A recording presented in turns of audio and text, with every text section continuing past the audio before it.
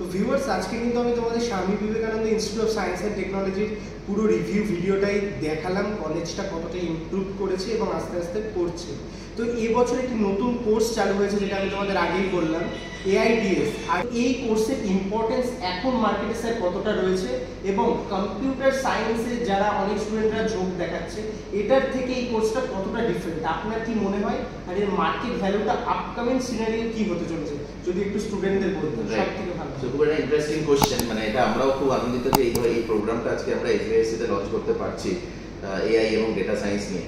তো AI কথাটা তো আমরা ডেফিনেটলি প্রতিদিনই শুনছি আর কি, যে প্রত্যেকটা বিষয়ে আজকে আর্টিফিশিয়াল ইন্টেলিজেন্স চলে এসছে। তো আগেকার দিনে আমরা যখন রিসার্চ করতাম, তো সেই সময় আমাদের যখন পেপার আইডেন্টিফাই করতাম আমরা গুগলে সার্চ করতাম, তো খুব কষ্ট হতো আর কি, যে অনেক জায়গা থেকে খুঁজে খুঁজে বার করতে হতো।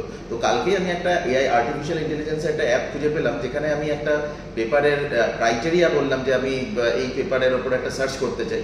আমি দেখলাম 1913 সাল থেকে 2024 সালের পুরো ফাইলটা ওখানে আছে এবং আমাকে পুরোপুরি দেখিয়ে দিল যে কি ধরনের পেপারস কোন অথরের কি রয়েছে। তো এইটা আমি জাস্ট একটা এক্সাম্পল বললাম যে আর্টিফিশিয়াল ইন্টেলিজেন্সের ইম্পর্টেন্সটা কতটা এবং তার অ্যাপ্লিকেশনটা রয়েছে সমস্ত ইন্ডাস্ট্রিতে।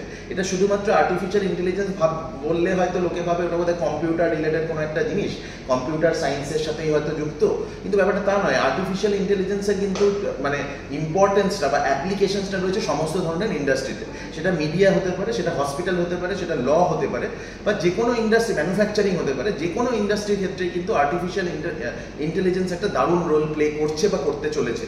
তার ফলে যারা আজকে আর্টিফিশিয়াল ইন্টেলিজেন্সে স্পেশালাইজড একটা 4 বছরের বিটেক ডিগ্রি প্রোগ্রাম করবে, তাদের যে ইম্পর্টেন্স ডেফিনেটলি ভবিষ্যতে বাড়তে চলেছে, সেটা বলার কোনো অপেক্ষা রাখে না। তার কারণ হচ্ছে আজকে সমস্ত ইন্ডাস্ট্রি, কারণ এটা আমরা হয়তো কম্পিউটার সায়েন্সের কথা যদি আমরা ভাবি, অনেকেই ভাবে কম্পিউটার সায়েন্স মানে তো ওই আইটি কোম্পানিতে TCS, জেনপ্যাক্ট, ক্যাপজেমিনাই, অ্যাকসেঞ্চার, ইনফোসিস এরাই চাকরি দেবে। কিন্তু আর্টিফিশিয়াল ইন্টেলিজেন্স স্পেশালিস্ট যারা কিন্তু একজন ইঞ্জিনিয়ার, তাদের অ্যাপ্লিকেশন বা তাদের কিন্তু গ্রহণযোগ্যতা শুধুমাত্র এই আইটি কোম্পানির মধ্যেই সীমাবদ্ধ থাকবে না, তাদের কিন্তু অ্যাপ্লিকেবিলিটি সমস্ত ইন্ডাস্ট্রিতে হবে। আজকে হসপিটালও চাইবে তাদের মধ্যে একজন আর্টিফিশিয়াল ইন্টেলিজেন্স জানা কোনো একজন ইঞ্জিনিয়ার থাকুক, তাদের পক্ষে তাদের সমস্ত প্রসেসগুলো অটোমেশন করতে সাহায্য করবে। তার ফলে সমস্ত ইন্ডাস্ট্রিতে তাদের অ্যাপ্লিকেশন বাড়বে। এর সাথে আরেকটা পার্ট আমাদের রয়েছে ডেটা সায়েন্স। তো ডেটা সায়েন্স ডেফিনেটলি আজকে সমস্ত কাজকর্মই কিন্তু ডেটা নির্ভর। তো তার ফলে আজকে ডেটা অ্যানালিসিসই বলি বা ডেটা ভিজুয়ালাইজেশন বলি, দুটোই খুব ইম্পর্টেন্ট। তার ফলে ডেটা অ্যানালিসিসের যে টুলসগুলো রয়েছে সেরকমভাবে এই কোর্সে যেরকমভাবে শিখতে পারবে, সেরকমভাবে ডেটা ভিজুয়ালাইজেশন কিন্তু মারাত্মক ইম্পর্টেন্ট সমস্ত ইন্ডাস্ট্রির ক্ষেত্রে।